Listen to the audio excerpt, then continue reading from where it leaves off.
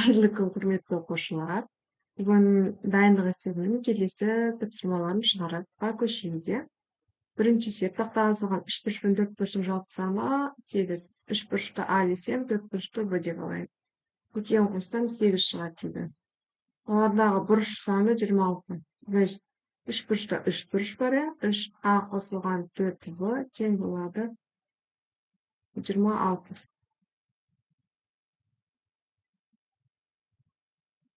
Есептейік. Бірінші теңдеудің бәрін 4-ке көбейтейік, себебі менен 3 бұрыш сұрап тұр. 3 бұрыш ол менде А ғой. Сонда 4А қосылған 4В тең 32. 3А плюс 4В тең болады 26-ға. Бірінші теңдеуін екінші теңдеуді азайтамын. Так, 4Адан 3-ан азайтсам А. 4Вдан В-на азайтатын болсам олар қысқарады. Ары қарай 32-ден 26-ны азайтатын болсам, неше шығады? 6 шығады. Значит, 3 бұрышымыз 6, а 4 бұрышымыз неше болады? Екеуінің қосындысы 8 болса, значит 2 болады. Бізге 3 бұрыш сұрап тұр, 3 бұрышымыз 6 тең. Так, келесі есепке 4 түйе мен 4 жылқы 413 килограмм жем жейді. 3 түйе қосылған 4 жылқы 413 килограмм жем жейді. Түйе жылқыға қарағанда 14 килограмм артық жем жейді. Значит, түйе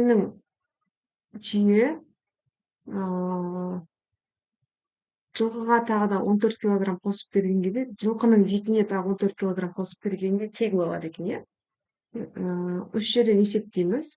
Мына жердегі К-ның орнына, мынаны апарып қоя береміз. Сол кезде мынандай болады. 3 жылқы қосылған 14 қосылған 4 жылқы 413. Так, мына 3-пен каждын көбейтеміз. 3 жылқы қосылған 4-на 14-ке көбейтетін болсам 42 қосылған 4 жылқы 413. Так, мына жерге 3-ке 4 қоссам 7. 413-тен азайтамын нешені? 413 азайтамын 42-ні. Шығады 371. Сонда 1 жылқы менде 371-ді 7-ге бөлсем 53. 53.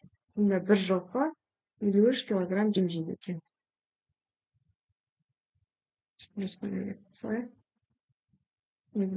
Идеальный плюсымызды.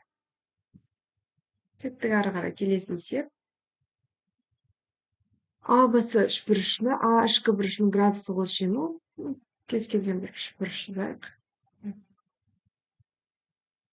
А, Б, және С. Осы жерде ішкі бұрыш деген ішіндегі бұрыш, ішкі бұрышының градустық өлшемі 80. Енді 80-ге келмей қалып, ладно, тогда 80 градус. В бұрышының ішкі бұрышының В ішкі бұрышы А бұрышының 40%-на тең. Значит, мынаның 40%-ы В-ға тең. Значит, 80 ол бізде 100 градус. Біз мынаны тапып айтамыз, немесе бұрыш В деп қоямын. Бұрыш бұның 40%-на тең.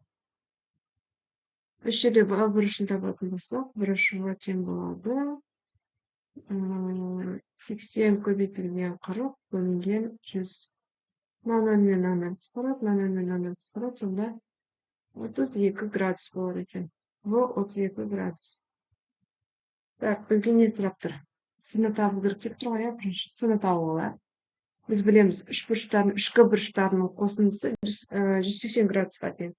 Значит, 80 қосылған 32 градус қосылған бұрышысы тең 180 градус. Осы жерден бұрышысы тең болады. Екеуін қоссақ қанша болады? 80 қосылған 32 минус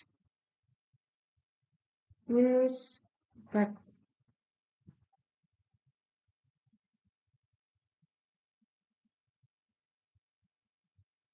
делаю косинусы 112 градус. 112'den azaytamiz 180'ga. 68 градус. Ну, собырышы, значит, 68 болады. Бізде не сұрап тұр? А ішкі бұрышының неше пайызын құрайды? Тағы да процент табамыз.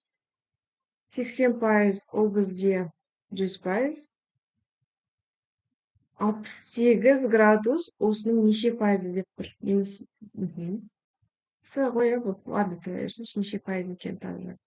Осы жерде x-ті табатын болса, 68-ді 100-ге көбейтіп, 80-ге бөлу керек. Мына жерде номинал қысқартайық. Так, қысқаратындар бар ма?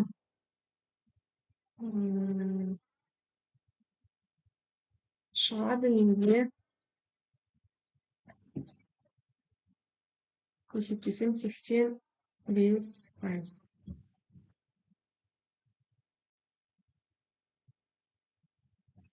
Түсінікті деп ойлаймын. Сұрақ болса комментарийға жазамыз. Жақсы, ары қарай кеттік. Төртінші сеп, теңсіздікті шешіміз. Теңсіздіктің барлығын 6-ға көбейтіп жіберейік. Неге 6-ға көбейтсек менде 3x плюс мына жерде 6-мен маған 1-ден, маған 2-ден. Значит, 2 жақша ішінде 2x минус 5 кіші x плюс 3. Мына жерде әрқайсысына көбейтеді. Қалғандар көбейтем 6, маған 1-ден, маған 3-ден. Су 6 көбейтілген x 2x минус 5 бөлінген 3 қой. Намен қысқарып алады. Түсіндік қой, былай тұр. 6 көбейтілген x плюс 3 бөлінген 6, 6 мен 6 қысқарып кетіп тұр. Сол кезде міне барлық бөлінге осында. Так. 3x плюс 2-ні әрқайсысына көбейтеміз. 4x минус 10 кіші x плюс 3. Сандар бір жаққа, әріптер бір жаққа жинаймыз. Мына екеуін қосамыз 7. 7-ден x на бетке барған кезде 6x болады. Кіші 10 на бетке плюс болып барады. Бұл кезде 13 болады.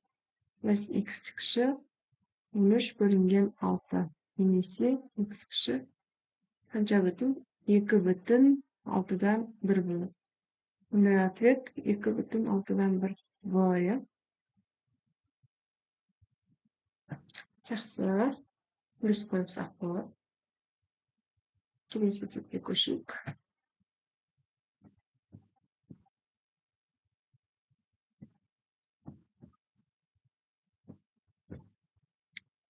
Так, мына жерде барлығынан жерде нелері бар. Бөлшектері бар. Так, мына есеп шығарайық. Мына бірінші аралас санға айландырып, жақшаны ашсақ болады. Бірінші бөлшекке айландыра алайық. 5-тен қанша болады екен? 5-тен 7 көбейтілген 5x жақшаны ашып отырмыз. Бұны әрқайсысына көбейтемін. Минус 7 бөлінген 5 көбейтілген 3 мен ашып жазайыншы барлығын ерінді. 11 бөлінген 5 кіші немесе тең. Так, мынаны сразу бір бөлшекке келтірейін. 7-ден 15 көбейтілген 2 мен жақшаны ашамын. Әрқайсысына көбейтіп. Минус 15 бөлінген 2 көбейтілген 4x қосылған 5 бөлінген 7. Осы жерде қысқаратындар қысқартып алайын. Қысқаратындар. Мына 5 пен 5 қысқарады. Так, мына 7 мен 7 қысқарады. Қалғандарын қосып есептеп шығамыз. Так, мына 7 маған көбейтіледі, значит 7x болады. Минус мына бізде алымына көбейтіледі. 21 бөлінген 5 қосылған 11 бөлінген 5. Мына менде 30 бөлінген 7 минус 15х плюс 5 бөлінген 7 болды. Так, ары қарай есептейміз. Сандар бір жаққа, әріптер бір жаққа жинайық. Яқта 7х минус емес, мынаға 15 мына бетке плюс болады. Плюс 15х. Мына жерде 30 плюс 5 бөлімі бірдей. 35 бөлінген 7. Мына менге қараймыз балалар. Минус 21 плюс 11. Неге минус 10 болады. Минус 10 келесі бетке плюс 10 бөлінген 5. Бөлімін тастамаймыз. Так, мына жетпен қосамыз. 22 бола ма? 22 бөлінген. Так, мынаған бөлсек 5, мынаған бөлсек 2. 7 х 7 бөлінген 22 деген екен. Ыңдасы үлкені болды. Мындай есептерді асықпай отырып, ортақ бөлімін дұрыс беретін болсаңыздар, жақсы шығады. Так, кеттік келесіне есеп. Есептейік. Так, 5-тен мынаны азайтамыз. Минус 3. Минус 3, минус 9, ол менде болады. Минус қанша болады? Минус 3, минус 9, минус 12 модуль х. Мына 10-ды теңдіктің келесі бетіне, сол жақ бетіне көшіріп алайын. Плюс 10 модуль х. Тең. Мынадан азайтсам менде 6,2. И мынаны мына бетке көшіріп, минус 16,2 болады. Так, мына жерде минус 12 плюс 10 минус модуль 10х. Тең болады. Жерде минус азайтамын 10 болады. Модуль х тең 5 болады. Минус 10-ды минус 2-ге бөлсек, значит, х тең болады. Плюс минус 5-ке.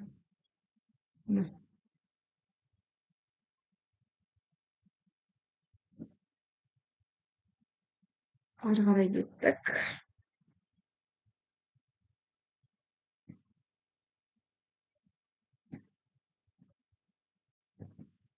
Так, келесі есепке көшейік. Так, егер мынадай болса, мына 11 бәр мына алдына көбейтіледі деген сөз. Мына 18 көзіне алдына көбейтіледі. Сол кезде менде қарап 11 модуль х минус 18 модуль х плюс 9 модуль х тең. Мына жаққа ортақ бөлім берем, мынаған 3-тен, мынаған қаншадан? Олар 2-ден, иә? Сонда егер менде 3 13-ке 2 13 қоссам 5 13, 5 13-ке 1 13 қоссам 6 13 болады. 6 көбейтілген 13 деп жазылады. Бөлімде 6. Так, мына жерде есептейік. 11 минус 18 менде минус 7. Минус 7-ні минус 7 плюс 9 2. 2 модуль х. 6 мен 6 қысқарады, 13 қалады. Сонда модуль х тең болады. 13-ті 2-ке бөлетін болсақ, 6,5. Х тең болады. Плюс минус 6,5. Ол менде и жауабы болады екен. Ары қарай кеттік 8-ші есеп.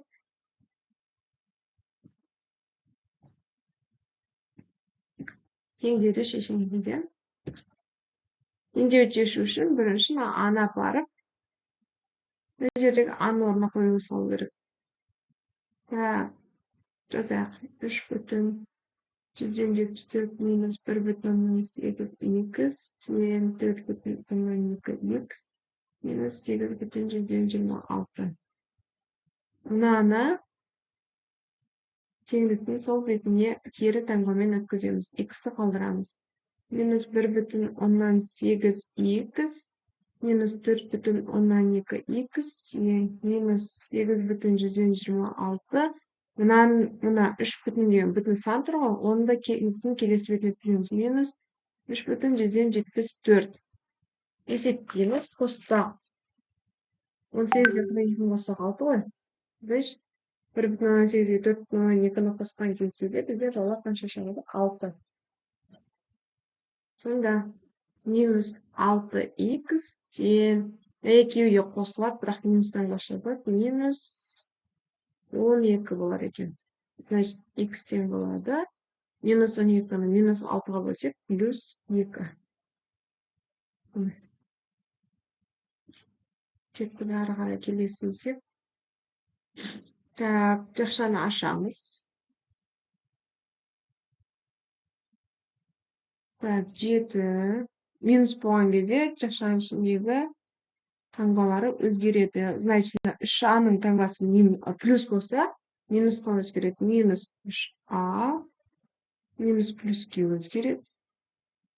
Егер мында плюс болса, қалай тұрып тура солай жазамыз. 3а плюс 5. Бөлімінде толай жақшаны ашып аламыз. 7 плюс 5а минус 4. Мына минус болған кезде ішіндегі таңбалары өзгереді. Значит, мына бізде минус 5а болады. Мына плюс 13 болады. Енді балалар қараймыз, қысқартатын санда қысқартамыз. Минус 3а мен плюс 3а қысқарады. Плюс 5 пен минус 5а қысқарады екен. Сол кезде тең болады. Так, 7-ге 4-ті қосамыз. 11, 11-ге 5-ті қосамыз. 16. Бөлімінде 4-тен 7-ден 4-ті азайтамыз. 3, 3-ке 13-ті қосамыз. 16. 16 бөлгенде 1 шығады екен. 1 деген тапсырдым. Кеттік ары қарай келесі. Теңдеуді шешіңіз. Теңдеуді шешпестен бұрын біз мына жақтарды есептеп аламыз. Мына бір жерлерді. Мынаны есептеп аламыз. 1-ден минус 1 бүтіннен бастап жатқанда 1 бөлінген 2 болады. Мына алымын есептейтін болса, қанша болады? Мынадан кубы, 2-нің кубы 8, 8-ден 1 бүтін 7. Балар бізде қараймыз, мына жерге жаза берейінші. 7 бөлімге 1 бөлінген 2 болып тұр. Мынаны деген сөз. 7-ні бөл 1 бүтін оннан 2-ге деген сөз. Ол бірінші бөлшек сол күйінде жазам, келесі бөлшек кері бөлшекке айналдырам деген сөз. Значит, мына 2 бөлімге 1, мына бөлімге 1 жазбай қосып қойсаңда 14 болады. Значит, мынау полный. Басқа түспен жазайыншы. Полный. Мына бір жерден 1 шығады екен. Міне шығарылу жолы мында көрсеттім, иә? 1 емес, 14 шығады екен. Шығарылу жолын көрсеттім.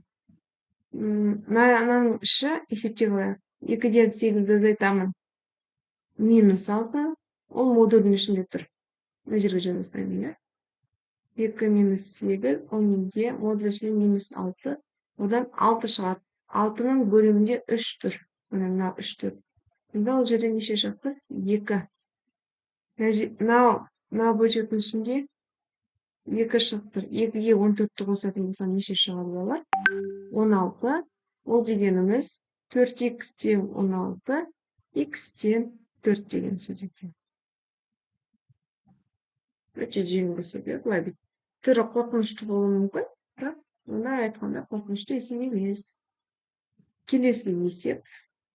Мына жерде бөлшектер бар. Бөлшектер көрінбей бар дейді. Так. Тема не, помните, ма? Так, есептейміз. Маған шетінен біздің есептеу керек тұр. Мына екеуі плюс болады, сол кезде минус 1 плюс 1 0 болады, иә? Вот, мына жердің бәрі 0. Мына екеуі қараймыз. Мына екеуі плюс болады. Минус 1 плюс 1 тоже 0 болады. 0-ді мынаған бөлсек, полный бөлшегіміз 0 болып кетеді. Так, ары қарай. Мына жерде есептеген. Мынаны 1 плюс деп қояйық. Мынаның квадраты 49. Плюс 1. 1-дің квадраты өйткені 1 бөлінген 5. Плюс 5-дің квадраты 25. Минус 3-дің квадраты 9 бөлінген 2. Тең болады. 1 қосылған 50-ді 5-ке бөлеміз 10. Так, мына жерде 25-тен 9 өсем 16, 16-ны 2-ке бөлем 8. Барлығын қоса салсам 11, 19 шығады. Так, келесі есепке кеттік. 12-ші есебімізді алайық. 12-ші есебіміз қайда екен?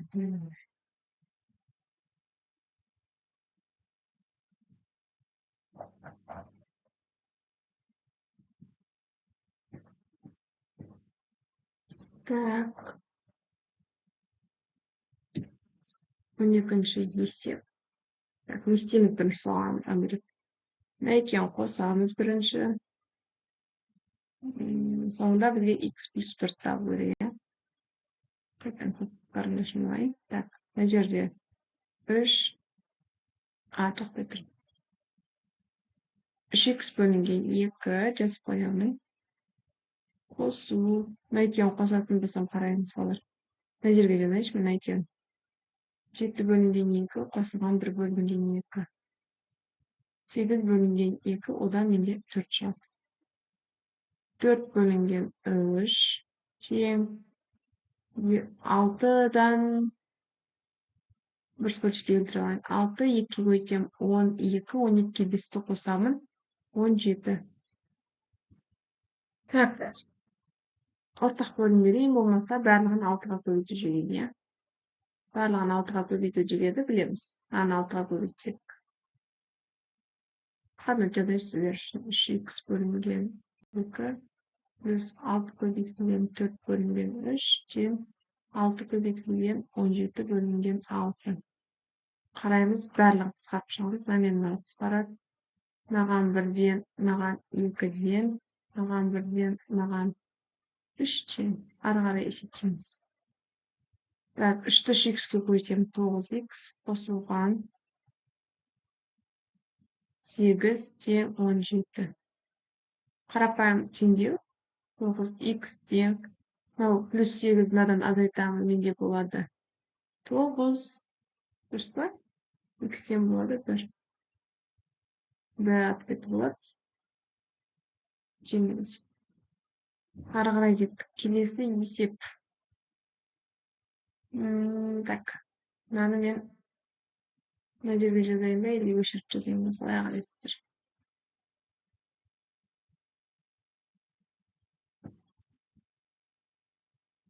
Так. Жақша бойынша мына жер бірінші амал. Сосын екінші, давай амалда бөлінеді. 3, 4, мынаны 5 дейік. Мынаны 6 дейік. Отряс одан кейін ары қарай есептейміз. 5-ші амалын так бөлу болады екінші. Мына жерге бөлеміз 5-ші амал. 6-ші амал қосамыз. 7-ші амал мынау болады. 8-ші амал мынау. 10-ші амал мынау. 10-ші амал. 10 амалмен шығады екен. Так, давайте есептейік. Мына жерге есептейік. Бірінші 1 қосылған 2-ден 3 тең болады. Мынаны немесе мен не деп жазайын? 2-ден 2 деп жазайын. Мұнда 2, 2-ден 5. Екінші амал 2-ден 5, екінші амал 1 бөлінген 2-ге қосамыз 5 бөлінген 2-ні. Ол менде шығады 6 бөлінген 2 немесе 3. Ары қарай кеттік. Үшінші амал 2 бөлінген 2-ден азайтан 1 бөлінген 2-ні. Ол менде 1 бөлінген 2 шығады. Төртінші амал менде 1 бөлінген 2-ден азайтамын 1 бөлінген 2-ні. Қайтыр. Дұрыс емес мен жерде. 3 екен олар.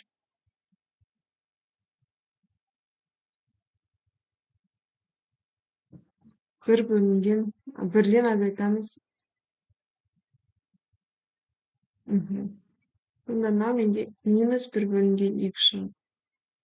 Ол мына минус пен мына минус плюс болады. 1 бөлінген 2 болады. Бұл менде 2 бөлінген 2 немесе 1 шығады. Енді біздің амал 5-ші амал мынаны бөліп берді. 3-ті бөлеміз 1-ге.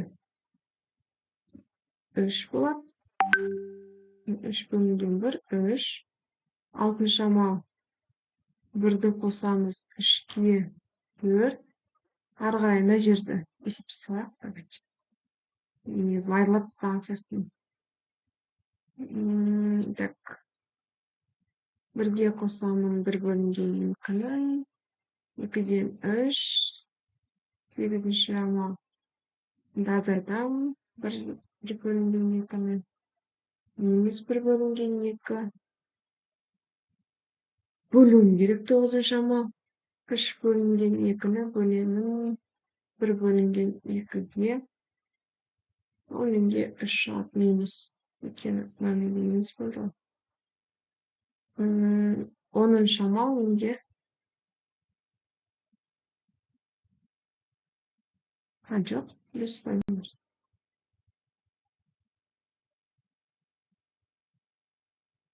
3. Онда менде 6-дан не шықты менде 10-ші амалды орындау үшін. 6-да менде 4 шықты. 4-ке қосамын 3-ті тең 7 шықты. Сағат. Ары қарай кеттік. Келесі есеп. Ой, бәрін көрмейді.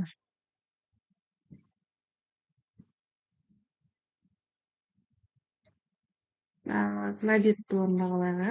Мына беттеріміз жақша жай ғана тұр деген сөз. Мына жерде есептеп алайық. 1-ге мынаны қосатын болсам, мына жерді бөлек, мына жерді бөлек. Бірінші мынаны қосылайын. 1 қосылған, 1 бөлінген 5, ол тең болады. 5-тен 6. 1 минус 4 бөлінген 5. 5-тен қанша болады? Маған 5-тен берем. 5-тен 1. И осын маған бөлуім керек. Ол тең болады. 6 бөлінген 5-ті көбейт. Мында 6 шығып тұр. Мынадан полный мына жерде 6 шығады. Полный мынадан. Мына жерде есептеймін. Так, мынаның квадраты қанша болып қалады? 4. 4-ке 3-ті қосам 7. 7-ні 1-ге бөлсек 7 шығады. Ортасына плюс бар өтеді. Так, мына жақты есептеп алайын. Ортақ бөлінген беріп есептесейінші барлығын. Жақша жоқ деп есептей берем. 10 болса, мынаған так 2-ден, мынаған 1-ден, мынаған 2-ден. 2х-қа қосамын 4х-ті 6х. Қосылған 4 тең мына жақта 13. Так, мына 10 мына жақта көбейтіледі. 6х плюс 4 тең 130. 6х тең 4 мына барғанда азайтылады 126. Х тең болады 2, 1, 21. Так, ары қарай кеттік.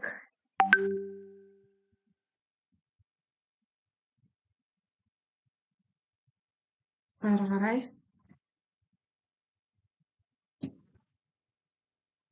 Так, мына жерден бастаймыз. Бірінші амал мынау. 2, 3, 4. Мына плюс 5-ші амал. Солай так. Бірінші 2 бөлінген 2-ге қосам 1 бөлінген 2-ні, ол менде шығады. 3 бөлінген 2. Екінші амал 1-ді бөлемін 3 бөлінген 2-ге, ол шығады менде. Наоборот болады, кері бөлшекке айналдырып 2 бөлінген 3 шығады. Екінші амал бітті. Үшінші амал 1-ді қосамын осыған, яғни 1-ді мен 3 бөлінген 3 деп жаза алайын. 2 бөлінген 3-ге, ол шығады 5 бөлінген 3. Үшінші амал бітті. Төртінші амал мынаны 1-ге бөлемін. Төртінші амал 1 бөлінген 3-тен 5 тең болады. 1 көбейтілген бестен 3 немесе бестен 3. Бесінші амалымыз. Қосамын. 3 бөлінген 2-ке қосамын. 2 бөлінген 5-ті. Ай, 5 пе.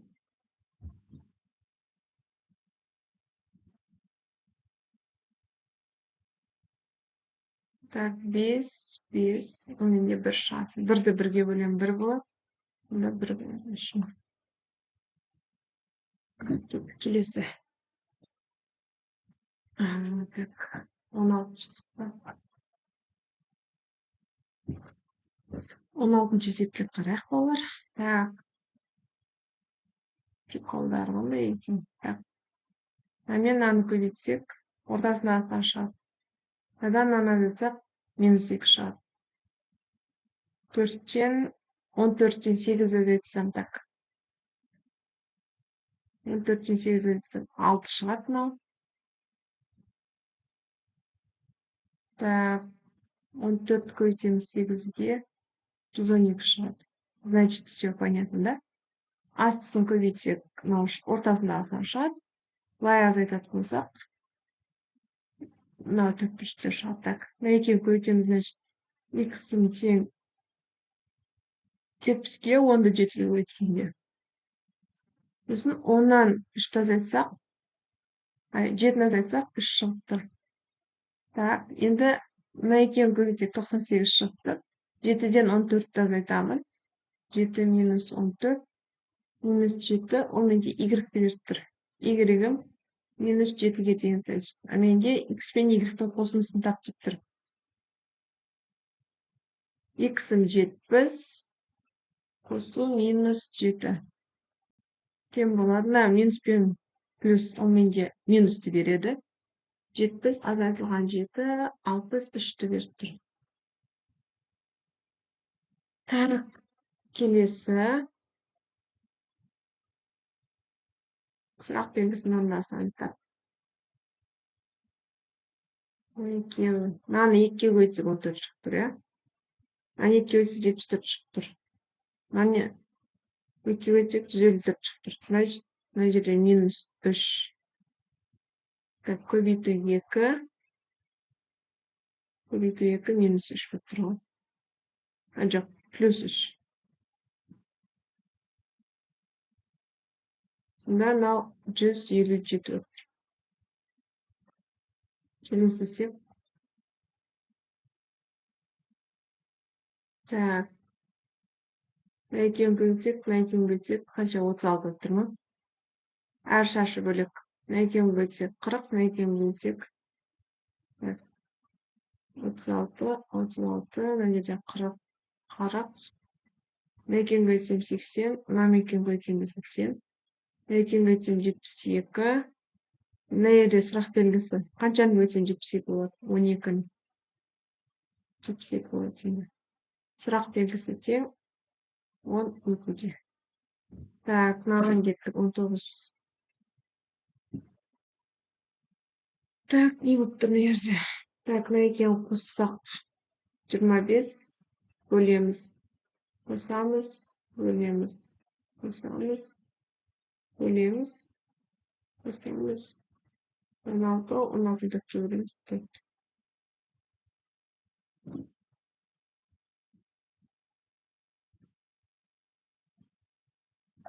Келесі фигура табыңыз. Так, мына жақта 1, 2, 3, 4, 5, 5. Мына жерде 1, 2, 3, 4, 5, 6, 7. 1, 2, 3, 4, 5. 1, 2, 3, 4, 5, 6, 7. Значит, мына жақта 5 болу керек. 5 санаймын. 1, 2, 3, 4, 5, 6, 7 болмайды. 1, 2, 3, 4, 5, 6 болмайды. 1, 2, 3, 4, 5, 6 болмайды. 1, 2, 3, 4, 5, 6, 7 болмайды. 1, 2, 3, 4, 5. Не жауабы болады екен. Жақсы балалар. Келесі жүздескенше сау болыңыздар.